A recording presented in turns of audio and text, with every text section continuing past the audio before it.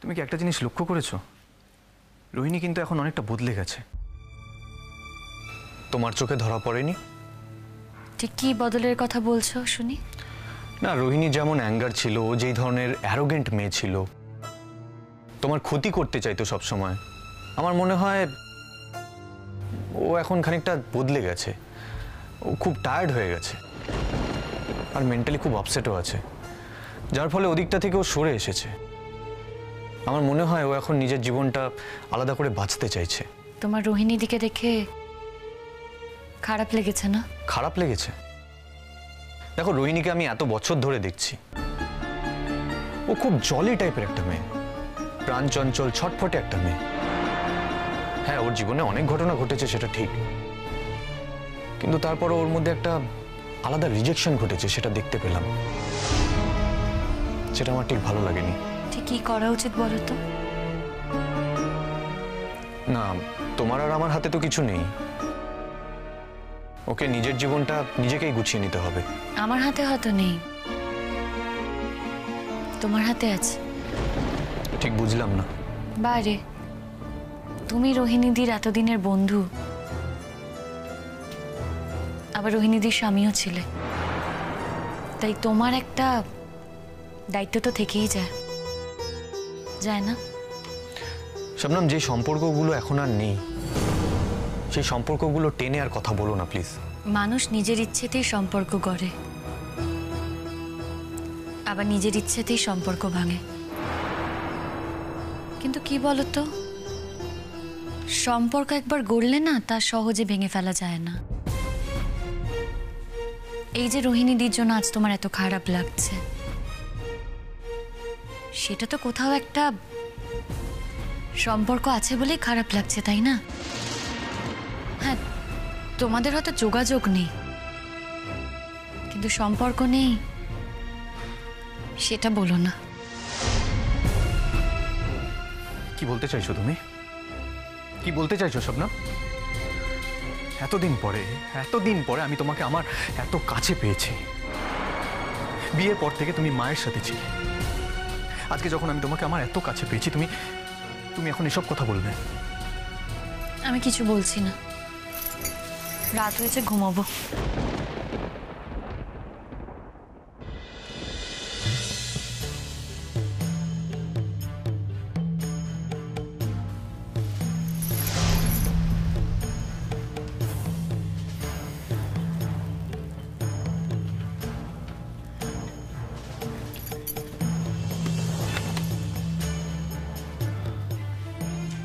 কি হয়েছে তোমার?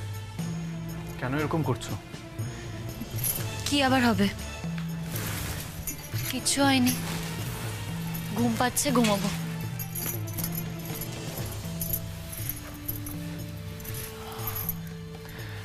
আমি যে এত তাড়াতাড়ি ঘুমোবো না, এটা নিশ্চয়ই তুমি বুঝতে পারছো। কিন্তু আমি ঘুমাবো, আমার খুব ঘুম পেয়েছে।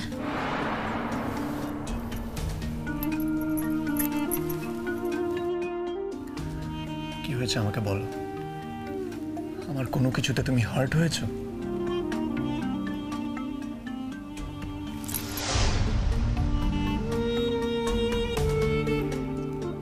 কোথায় তুমি আমাকে হার্ট করলে? না, হয়তো তোমার খারাপ লেগেছে আমার কথাটা। আমি যে তখন তোমাকে বললাম যে হয়তো তুমি গয়নাটা ভুল করে তোমার ব্যাগে রেখেছো, সেটাতে তুমি হার্ট হয়েছো, তোমার হয়তো খারাপ লেগেছে। দেখো, আমি তোমার দিকে তখন তাকিয়েছিলাম তোমার উপর সন্দেহ করে নয়, আমি একটা প্রশ্ন নিয়ে তাকিয়েছিলাম। আর সেই প্রশ্নটা, এই গয়নাটা তোমার ব্যাগে গেল কি করে?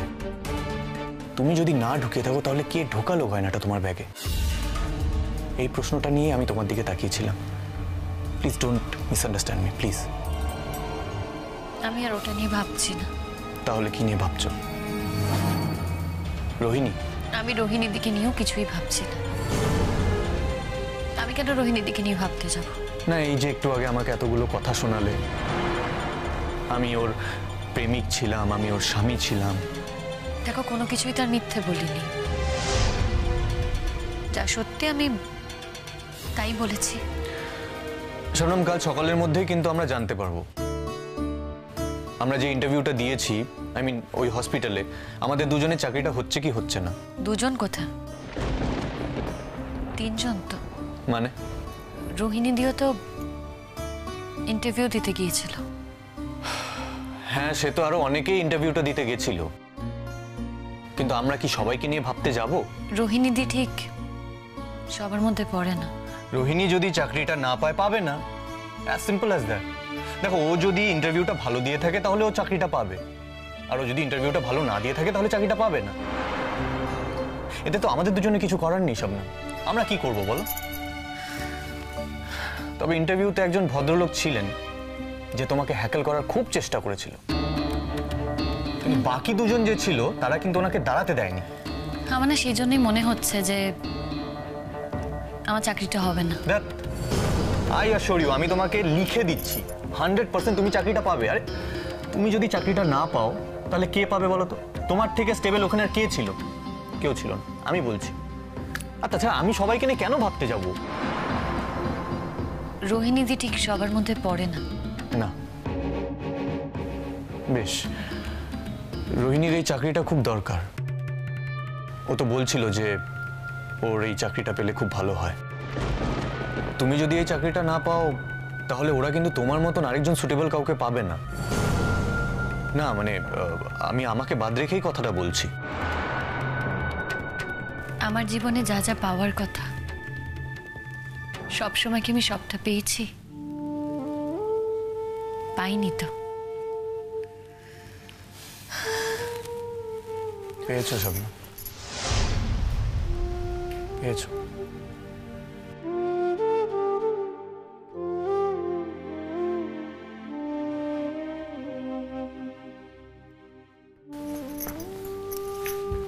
তোমার জীবনে যা যা পাওয়ার তুমি সবটাই পেয়েছো।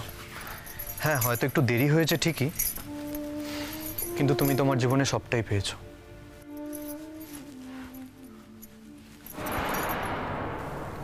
কি হয়েছে তোমার? কি হয়েছে বল? কিছু না। কিছু একটা হয়েছে। বলছি তো কিছু না।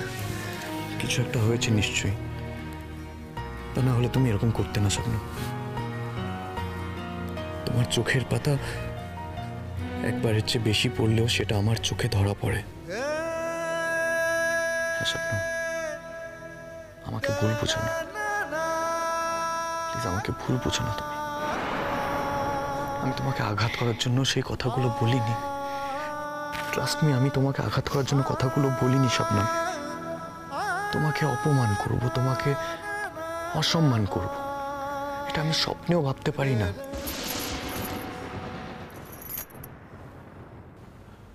শবনম, আমি তোমাকে ভয়ঙ্কর ভালোবাসি। আমি তোমাকে কতটা ভালোবাসি তুমি তুমি বুঝবে না। আমি জানি, আমি এটাও জানি যে তুমিও আমাকে ভয়ঙ্কর ভালোবাসো। এই ভালোবাসার কোনো তুলনা হয় না। এই ভালোবাসা আমি কোনোদিনও পাইনি, কোনোদিনও পাইনি, কারো কাছ থেকে পাইনি, আর কোনোদিনও পাবো না এই ভালোবাসা। আমি ধন্য, তোমার এই ভালোবাসার জন্য আমি ধন্য শবনম। রাত হয়েছে, ঘুমোতে হবে। আজ আমাদের বিয়ের পর এটা প্রথম রাত যেখানে আমি আর তুমি একসঙ্গে থাকবো। আজকে এত তাড়াতাড়ি ঘুমিয়ে পড়ার কথা বললে হয়? আমাদের তো কত কথা বলা হয়নি শবনম। এতদিন অনেক কথাই বলা হয়নি আমাদের। সেই কথাগুলো তো আজকের রাতে বলতে হবে। আমার না সবসময় কিরকম যেন একটা ভয় করে। কিসের ভয়? তোমাকে হারিয়ে ফেলার ভয়। তুমি কি পাগল হয়েছো শবনম? তোমার আর আমার মধ্যে এই পৃথিবীর কেউ কোনোদিনও কখনো বিচ্ছেদ ঘটাতে পারবে না। আমাদের ভালোবাসার থেকে শক্তিশালী এই পৃথিবীতে আর কিচ্ছু হতে পারে না।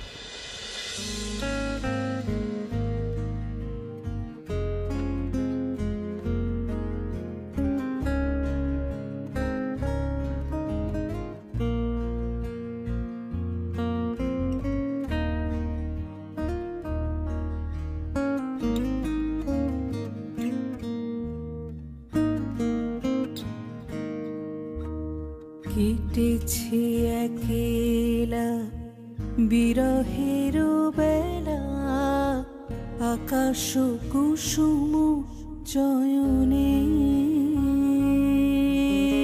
সব পথ এসে মিলে গেল শেষে তোমার দুখানি নয়নে।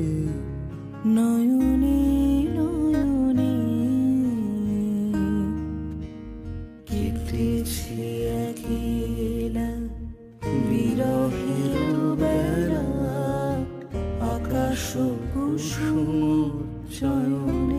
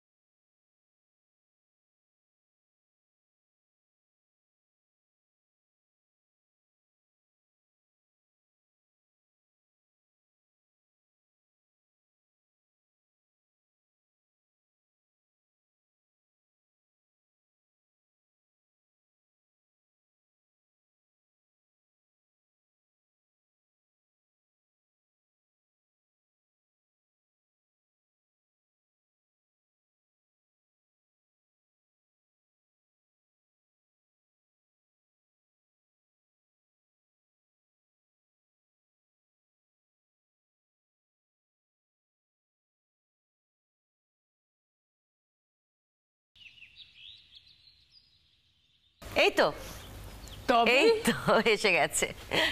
এখন আমার নাতি নাতবু দুজনেই ডাক্তার, দুজনেই একটা দারুণ হাসপাতালে চাকরি পেয়েছে। ঠাকুরকে ডেকেছিলাম, ঠাকুর আমার কথা রেখেছেন। কষ্ট করে চাকরি পেলাম আমরা দুজন, আর তুমি ঠাকুরকে ডেকে যাচ্ছ। আরে আমাদেরকেও তো একটু ডাকতে ডাকতে হবে নাকি? এই এই যশ, তোকে ডাকতে হবে মানে তুই কি বলছিস? আরে বা ডাক মানে আবার কি? ডাক খোঁজ করা আবার কি? এটা আমি বুঝতে পারছো না? তোমার নাতি তোমাকে খাওয়ানোর কথা বলছে।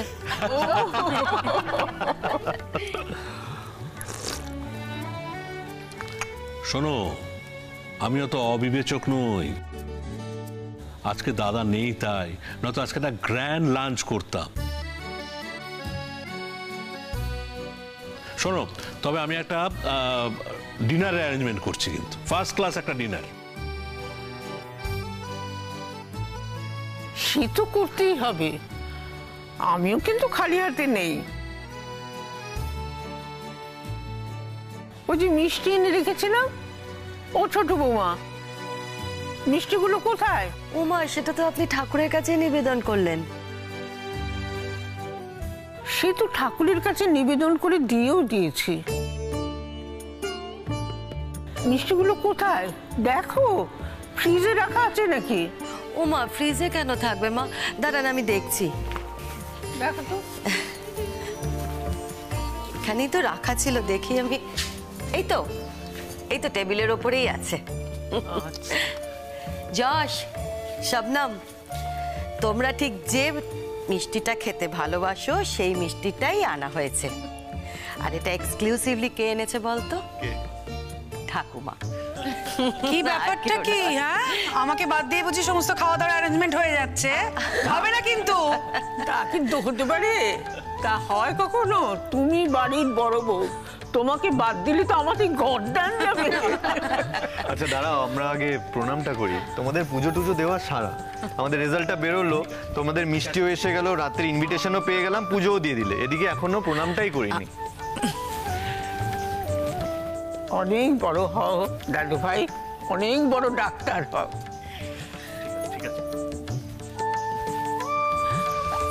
ঠিক আছে।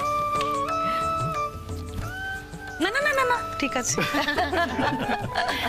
তুমি নিজেকে প্রমাণ করেছো, তুমি যে লড়াই করে এই জায়গাটায় এসেছো।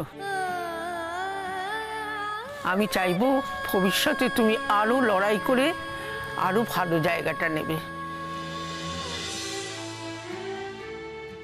আশীর্বাদ করো ঠাম্মি, তোমরা পাশে থাকলে আমি সব পারবো। আশীর্বাদ করো যেন শুধু লড়াই করে ওপরে না, আমি যেন একজন ভালো ডাক্তার হতে পারি। আমি যেন একজন ভালো ডাক্তার হয়ে মানুষের সেবা শুশ্রূষা করে তাদের পুনর্জীবন ফিরিয়ে দিতে পারি। নিশ্চয়ই পারবে দিদি ভাই, নিশ্চয়ই পারবে। তুমি আমার নাতবো, তুমি নিশ্চয়ই পারবে। বলছিলাম ঠাম্মি, আমাদের তো একটা বিরাট খরচা বেঁচে গেল।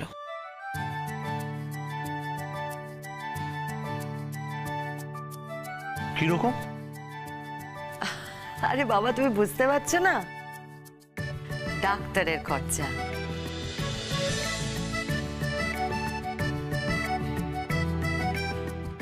এখন তো আমাদের বাড়িতে দুটো ডাক্তার আছে, সুতরাং আমাদের ডাক্তারের খরচাটা বেঁচে গেল।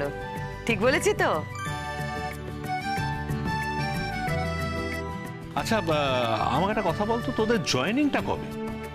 আরে এই তো দেখতেই তো পাচ্ছ, রেডি হয়ে এসেছি। আজকে এই টেস্টিমোনিয়ালস গুলো জমা দিতে হবে, বাস কাল থেকে ফুল ফ্লেজের চাকরি শুরু।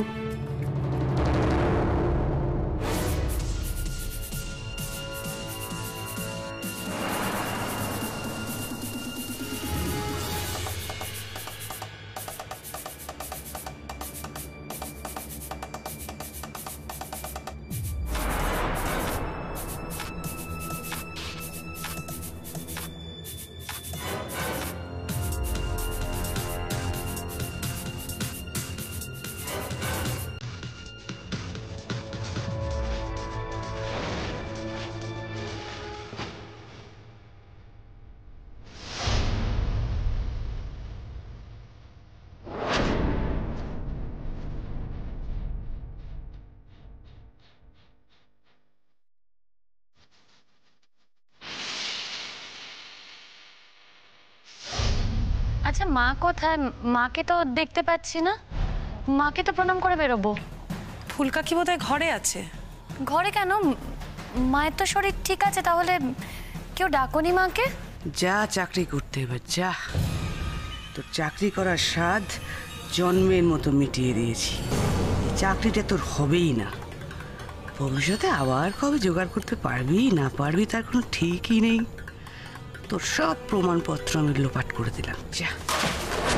আমার ছেলে জীবনে এসে আমার সংসারটাকে ভেঙেছিস, হ্যাঁ? রোহিণীর জীবনটাকে শেষ করেছিস। তোকে আমি ছাড়বো? কিছুতেই ছাড়বো না। ক্ষমা পাবি না তুই। আমার সেবা করতে এসেছিল। বোঝ এবার মজা, বোঝ। আচ্ছা, আমাদের কিন্তু দেরি হয়ে যাচ্ছে, আমাদের বেরোতে হবে। কিছু দেরি হবে না, মাকে প্রণাম করেই বেরোবো। মা, মা। শবনম, তোমার টেস্টিমোনিয়ালস গুলো কোথায়? রেডি করেছো? হ্যাঁ, ওটাই ভাবছিলাম। আমি না ভুল করে ঘরে ফেলে এসেছি। আমি এক্ষুনি নিয়ে আসছি পেপারসগুলো। আর দেরি করো না, যাও। হ্যাঁ, আর আমি তো ওপরে যাচ্ছি। আমি পেপারসগুলো যখন আনতে যাব তখন মাকেও ডেকে নিয়ে আসছি। এই তো মা। মা কোথায় ছিলে এতক্ষণ? আমি তো তোমার খোঁজ করছিলাম। ও আচ্ছা, বলছি, খবরটা পেয়েছো তো? হ্যাঁ আমি খবরটা পেয়েছি। খুবই আনন্দের খবর। আমি খুব খুশি হয়েছি সত্যি। থাক থাক থাক থাক থাক, ঠিক বেঁচে থাকো মা, বেঁচে থাকো। মা, কি হয়েছে? তোমার কি শরীরটা আবার খারাপ? না না, মাথাটা একটু ধরেছে, ঠিক হয়ে যাবে। মা, তোমাকে কয়েকটা টেস্ট করাতে হবে। আমি বলছিলাম কি, এবার ওই আমাদের হাউস ফিজিশিয়ানের কাছে না গিয়ে আমাদের কাছেই করিয়ে নাও না। দরকার হলে আমাদের হসপিটালে নিয়ে গিয়ে তোমার টেস্টগুলো করিয়ে নেব। মনে হচ্ছে করতে হবে। দুদিন ভালো থাকলাম, আবার আবার দেখছি শরীরটা খারাপ লাগছে। টেস্ট করতে হবে। শোনো বৌদি, আজকে কিন্তু একটা ডিনারের অ্যারেঞ্জমেন্ট করেছি। করা তো উচিত। দুজন ডাক্তার বাড়িতে। ঈশ্বরজি তোমাকে সুবুদ্ধি দিয়েছেন মা। তার জন্য আমি খুব খুশি হয়েছি। শবনমকে তুমি যে গ্রহণ করে নিয়েছো বড় বৌমা, তাতে আমার মতো সুখী আর কেউ নয়।